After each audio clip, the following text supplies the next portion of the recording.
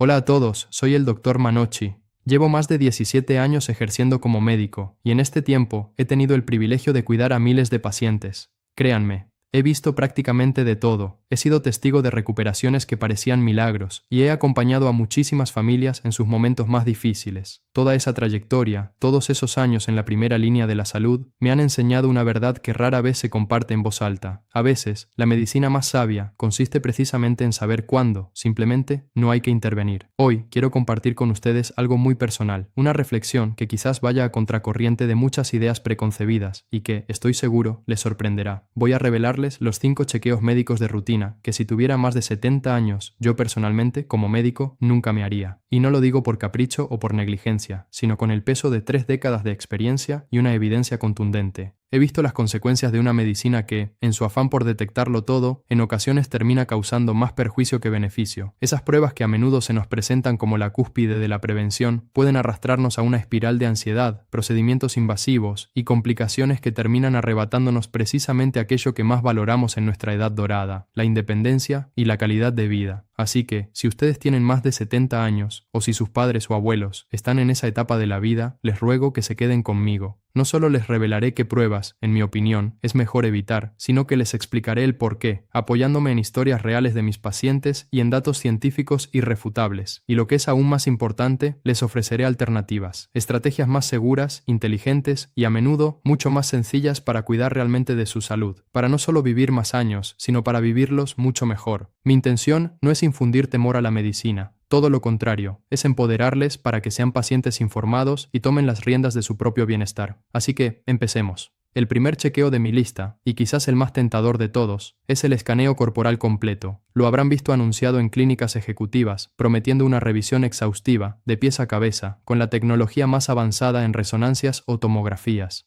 Suena fantástico, ¿verdad?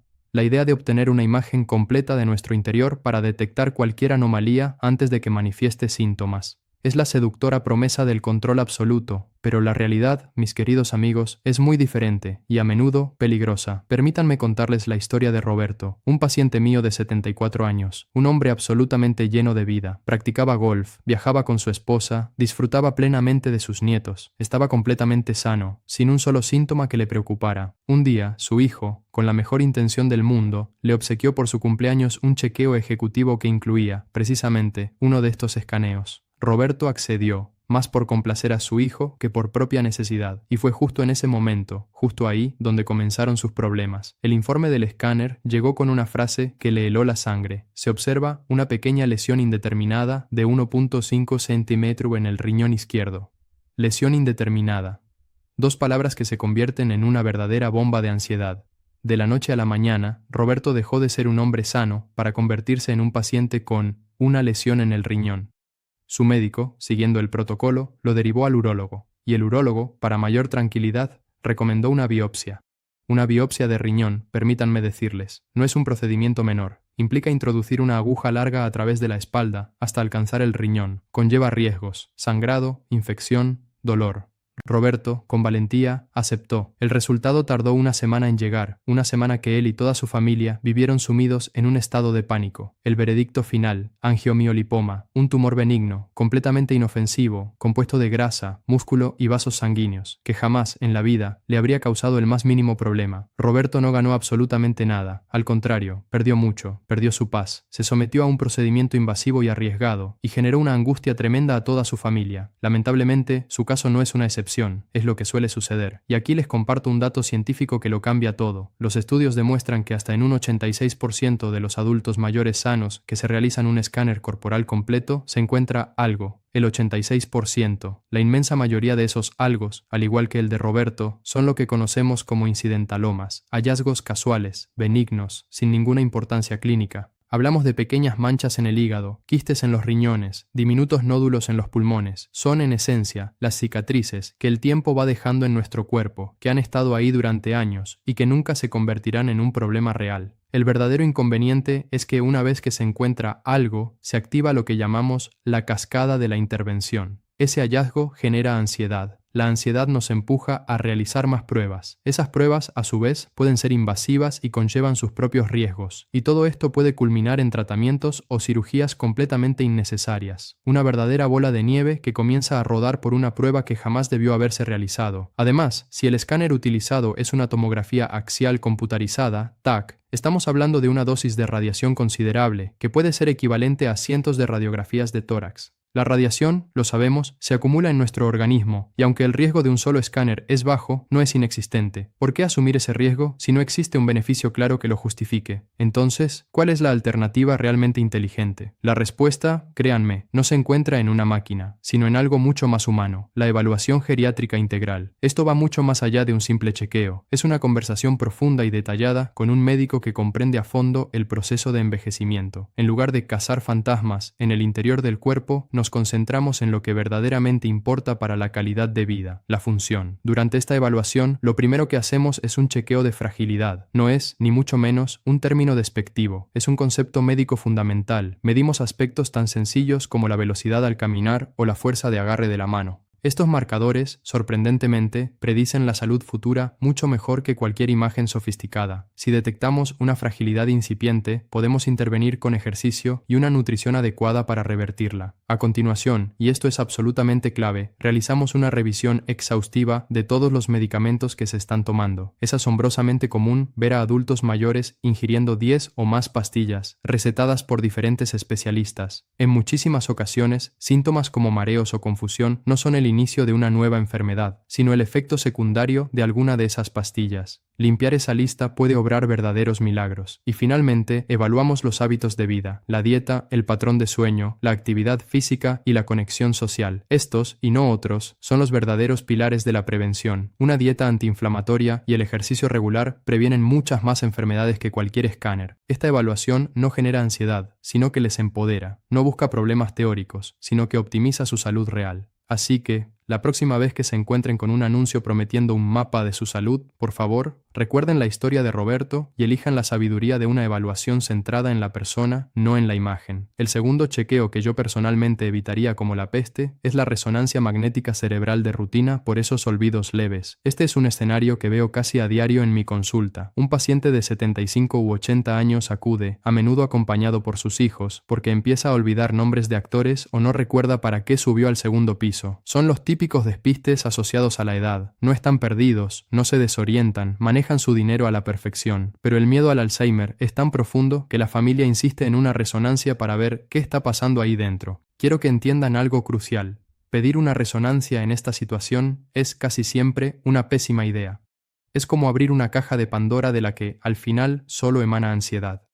Permítanme presentarles a Marta, 78 años. Una mujer brillante, lectora empedernida, que empezó a notar que, en ocasiones, le costaba encontrar la palabra exacta. Su hija, comprensiblemente preocupada, la convenció para realizarse una resonancia. El día que leyeron el informe, el mundo de Marta se desplomó. El radiólogo describía atrofia cortical difusa leve, propia de la edad, y focos dispersos de gliosis en la sustancia blanca. Para un médico, ese informe es, en esencia, la descripción de un cerebro normal de 78 años. Es como decir que una persona de esa edad tiene arrugas o canas. La atrofia es una ligera y natural reducción del volumen cerebral con el paso del tiempo. Las lesiones de sustancia blanca son como pequeñas cicatrices que se van formando, a menudo, debido a una tensión arterial que ha estado ligeramente elevada durante décadas. Son hallazgos completamente esperables, pero para Marta y su hija, aquello sonó a sentencia de muerte. Atrofia cerebral, lesiones. Salieron de la consulta convencidas de que el Alzheimer era inminente. A partir de ese día, Marta no volvió a ser la misma. Comenzó a dudar de sus propias capacidades. Dejó su club de lectura por el miedo a no recordar un nombre. La resonancia no le proporcionó un diagnóstico útil. Lo que sí le robó fue la confianza en su propia mente. Y aquí les va un dato impactante. En estudios realizados con personas mayores de 75 años que estaban completamente sanas, el 94% de las resonancias cerebrales mostraron resultados anormales. Casi todas. Si hiciéramos resonancias a 100 personas sanas de esa edad, 94 de ellas recibirían un informe que podría sembrar el pánico. El problema fundamental es que esas imágenes no se correlacionan bien con la función cognitiva real de la persona. He visto pacientes con resonancias que parecían un verdadero campo de batalla y, sin embargo, tenían una mente afiladísima, y viceversa. La imagen no es la persona, y lo que es aún más grave, el resultado de una resonancia no altera en absoluto el tratamiento para los olvidos leves. Simplemente, no existe una pastilla que pueda revertir la atrofia cerebral propia de la edad. Entonces, ¿cuál es la alternativa sensata? La herramienta más valiosa es, sorprendentemente, una simple prueba cognitiva de apenas 10 minutos en la consulta, pruebas como el Mini-Cog o el MoCA. Le pedimos al paciente que recuerde 3 palabras y que dibuje un reloj. Es un procedimiento sencillo, rápido y que nos aporta una información funcional inestimable. Si la prueba resulta normal, podemos tranquilizar a la familia con un alto grado de certeza. Si, por el contrario, la prueba muestra alguna dificultad, no nos detenemos ahí. Entonces comenzamos lo que yo llamo la búsqueda de los falsos culpables de los problemas de memoria. Antes de siquiera considerar el Alzheimer, descartamos una lista de causas comunes y, lo más importante, reversibles. Primero, la revisión de medicamentos. De nuevo, es el principal sospechoso. Pastillas para dormir, para la ansiedad, ciertos antihistamínicos. Todos pueden provocar una especie de niebla mental. Segundo, análisis de sangre. Comprobamos la vitamina B12 y la función tiroidea. La deficiencia de B12 o un hipotiroidismo son causas clásicas y afortunadamente fáciles de corregir. Tercero, evaluación del estado de ánimo. La depresión en el adulto mayor a menudo se manifiesta con apatía y fallos de memoria. Tratarla puede devolver una claridad mental asombrosa. Y cuarto, la calidad del sueño. La apnea del sueño, que interrumpe el suministro de oxígeno al cerebro durante la noche, es una causa muy subestimada de problemas cognitivos. Solo después de descartar meticulosamente todas estas causas, y si las pruebas funcionales evidencian un declive progresivo, entonces, y solo entonces, una imagen cerebral podría tener sentido como parte de un estudio mucho más completo. El mensaje es inconfundible. Ante olvidos leves, no corran directamente a la máquina de resonancia. Corran, en cambio, a un médico que se siente a conversar con ustedes, que evalúe su función real y que se esfuerce por encontrar causas reversibles. El tercer chequeo en mi lista negra es la prueba de esfuerzo cardíaco de rutina. Me refiero a esa práctica, tan extendida, de someter a una persona mayor de 70 años, que se siente perfectamente bien, sin dolor de pecho ni falta de aire, a correr en una cinta simplemente porque le toca por la edad. Esta práctica, aunque habitual, está plagada de problemas y, lo que es peor, puede resultar peligrosa. La historia de Javier lo ilustra a la perfección. 72 años, activo, jugaba al tenis y caminaba a diario, 0 síntomas cardíacos. Iba a operarse de una hernia y el protocolo del hospital dictaba una prueba de esfuerzo para todos los mayores de 70. Javier no lo entendía. Si puedo jugar un partido de tenis de 2 horas, ¿por qué tengo que correr en una cinta? Pero ya saben, el protocolo es el protocolo, ¿verdad? Durante la prueba, Javier comenzó a sentir una presión en el pecho. El electrocardiograma mostró cambios que el cardiólogo consideró dudosos. La prueba fue detenida y, ante un resultado que se interpretó como dudoso positivo, se recomendó el siguiente paso: un cateterismo cardíaco. Un cateterismo es un procedimiento invasivo. Se introduce un tubo a través de una arteria hasta el corazón para visualizar las coronarias. Javier, que había llegado caminando para una simple prueba, ahora iba en camilla hacia un procedimiento cardíaco. El resultado: sus arterias presentaban algo de colesterol, lo cual es normal para su edad, con obstrucciones del 30 al 40% que no requerían ni siquiera un stent. ¿Qué había sucedido? Javier había tenido un falso positivo. La prueba de esfuerzo en cinta tiene una tasa altísima de falsos positivos en adultos mayores. Puede arrojar un resultado anormal por 1000 razones que no son una obstrucción peligrosa, pero el daño ya estaba hecho. A Javier le colgaron la etiqueta de enfermo cardíaco, le recetaron un puñado de pastillas y, lo peor de todo, le invadió el miedo al esfuerzo. Dejó de jugar al tenis. La prueba que supuestamente debía protegerlo terminó robándole su calidad de vida, y esto sin mencionar que la propia prueba, en raras ocasiones, puede provocar una arritmia o un infarto. Entonces, ¿cuál es la alternativa lógica y más sensata? Primero y fundamental, escuchar atentamente a nuestro cuerpo. La mejor prueba de esfuerzo es, sin duda, la propia vida diaria. Si usted es capaz de subir 2 pisos de escaleras o caminar a buen paso sin experimentar dolor de pecho, usted ya está superando su prueba de esfuerzo cada día. Es crucial aprender a reconocer las verdaderas señales de alarma: dolor en el pecho con el esfuerzo, una falta de aire desproporcionada o mareos. Si aparece alguno de estos síntomas, por favor, consulte a su médico. Ahí sí estará indicada una prueba. Ahora bien, si lo que deseamos es evaluar el riesgo futuro, existe una herramienta mucho más moderna y segura: el score de calcio coronario. Es una tomografía simple, de baja radiación y sin necesidad de pinchazos, que dura apenas 5 minutos. Mide la cantidad de calcio, es decir, el colesterol endurecido en las paredes de las arterias. El resultado es un número. Un 0 significa un riesgo bajísimo de infarto en los próximos años. Un número alto nos indica que debemos tomarnos en serio la prevención. El score de calcio nos revela nuestro riesgo, no si una arteria está obstruida. Es una herramienta diseñada para guiar la prevención, no para desencadenar procedimientos invasivos. Mi consejo es claro, no permitan que los suban a una cinta de correr por si acaso. Confíen en su cuerpo y si desean afinar la evaluación de riesgo, pregunten por el score de calcio. Llegamos al cuarto chequeo, y este es, probablemente, el más polémico de todos, porque la colonoscopia es una herramienta sencillamente fantástica, pero su utilidad varía drásticamente con la edad. El chequeo que yo no me haría es la colonoscopia de rutina después de los 75-80 años, siempre y cuando mis chequeos previos hayan sido normales y no presente un riesgo especial. Que quede absolutamente claro, no estoy en contra de la colonoscopia, en absoluto. De hecho, la recomiendo sin dudar a partir de los 45 o 50 años. Es una herramienta vital que previene el cáncer de colon al permitirnos extirpar pólipos antes de que puedan volverse malignos. El problema, sin embargo, surge cuando aplicamos esta misma lógica a personas de edad muy avanzada. En medicina, siempre es necesario sopesar el beneficio frente al riesgo, y en un octogenario, la balanza se inclina peligrosamente hacia el riesgo. Les narro el caso de Elena, 79 años. Su última colonoscopia, a los 70, fue normal. El sistema informático de su médico le recordó que ya le tocaba otra. Elena no presentaba síntomas, pero era una persona muy obediente. La preparación para la prueba fue, para ella, una auténtica tortura. Litros y litros de un laxante que la mantuvieron en el baño toda la noche, dejándola débil y deshidratada. Para una persona de su edad, eso ya representa un riesgo considerable. Luego está la sedación, que en los mayores conlleva mayores riesgos de confusión o problemas respiratorios. Pero el riesgo que verdaderamente nos quita el sueño a los médicos es la perforación intestinal. Con la edad, la pared del colon se vuelve más fina. El riesgo de un desgarro con el endoscopio, aunque bajo, 1 o 2 de cada 1000, se duplica o triplica en personas mayores de 75 años. Y una perforación, déjenme decirles, es una emergencia grave que requiere cirugía mayor, a menudo con la necesidad de una colostomía, es decir, una bolsa. Para una persona de 80 años, una operación de tal magnitud puede significar el fin de su independencia. Ahora, ¿cuál es el beneficio real? Prevenir un cáncer que, de llegar a aparecer, tardaría entre 5 y 10 años en causar problemas significativos.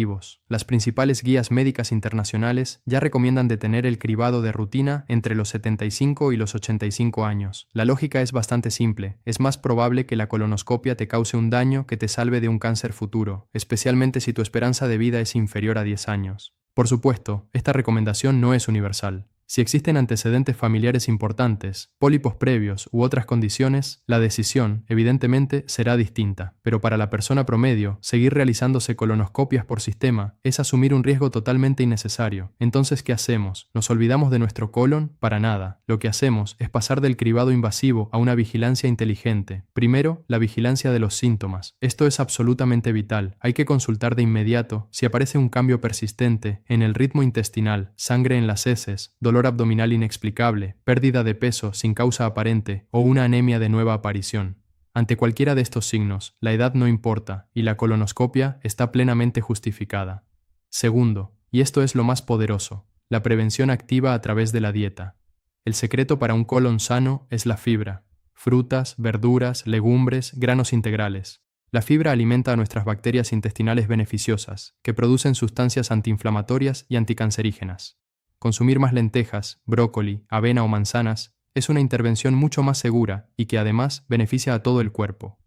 Mi mensaje es claro: realícense las colonoscopias correctas en el momento oportuno. Hasta los 75 años es vital para la mayoría.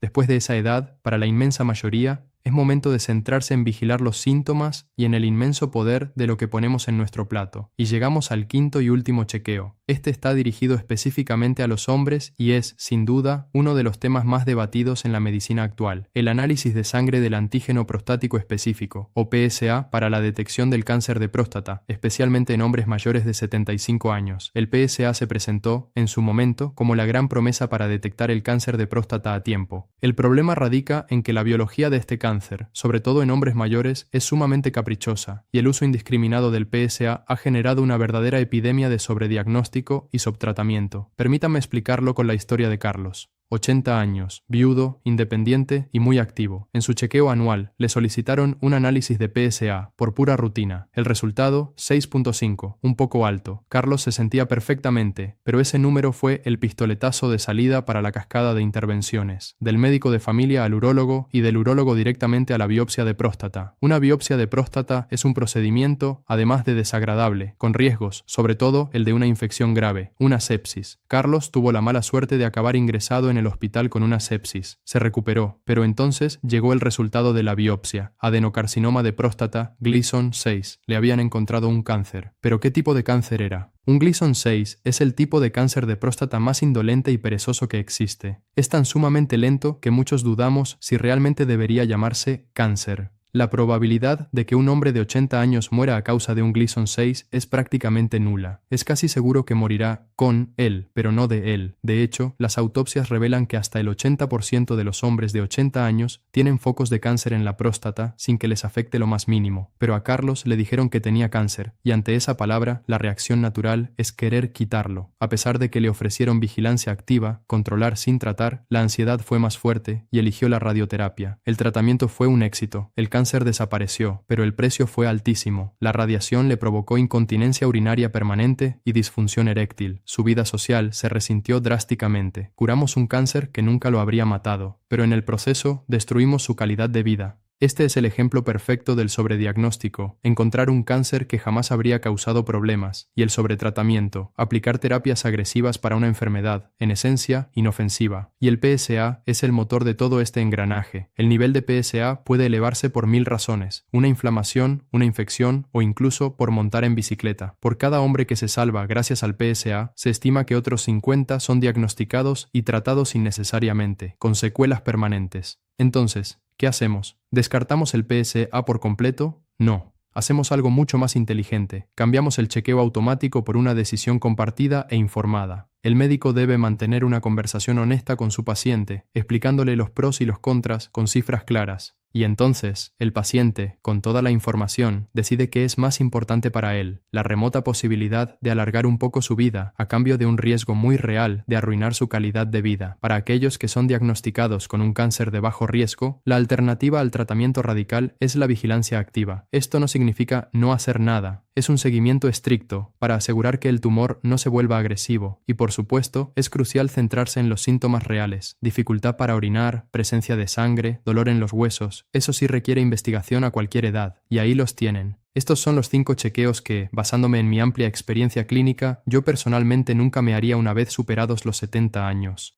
El escaneo corporal completo, una auténtica fábrica de ansiedad. La resonancia cerebral por olvidos leves, que te etiqueta de anormal sin una razón de peso. La prueba de esfuerzo de rutina, que a menudo conlleva más riesgo que beneficio. La colonoscopia de cribado después de los 75 años, donde la balanza de riesgos y beneficios se inclina peligrosamente. Y el PSA rutinario en hombres mayores, el indiscutible rey del sobrediagnóstico. ¿Perciben el hilo conductor que une todas estas reflexiones? Es un llamado urgente a una medicina más sabia, más personalizada y profundamente más humana. Una medicina que comprende que, especialmente en la tercera edad, el objetivo primordial no es solo prolongar la vida, sino vivirla mejor, con calidad, con independencia y con alegría. La verdadera prevención no reside en una batería de pruebas indiscriminadas que buscan fantasmas. Es, en cambio, una alianza sólida con su médico, una evaluación centrada en su funcionalidad real y un compromiso diario con un estilo de vida verdaderamente saludable. Mi objetivo no es que le teman a la medicina, todo lo contrario, es que se conviertan en los verdaderos protagonistas de su salud, que pregunten sin reparos, que comprendan el porqué de cada prueba y que se atrevan a plantear: «Doctor, ¿de verdad necesito esto a mi edad y en mi situación particular?». La salud, queridos amigos, no es simplemente un informe sin anomalías. La salud es poder jugar con sus nietos, disfrutar de un paseo tranquilo, mantener la mente despierta y el espíritu vibrante. Y a veces, la decisión más valiente y saludable que podemos tomar es, precisamente, decir no a un chequeo innecesario. Si este mensaje les ha parecido útil, si creen que puede ayudar a alguien que aprecian, les pido por favor que compartan este video. Y para no perderse más consejos basados en la experiencia para una vida larga y plena, suscríbanse a mi canal y activen la campanita. Me encantaría saber qué piensan ustedes. Déjenme un comentario. ¿Alguna vez se han sentido presionados a hacerse un chequeo que no les convencía del todo? Leeré todos los que pueda con mucho interés. Gracias por haberme acompañado. Cuídense mucho y, sobre todo, cuídense con sabiduría. Hasta pronto.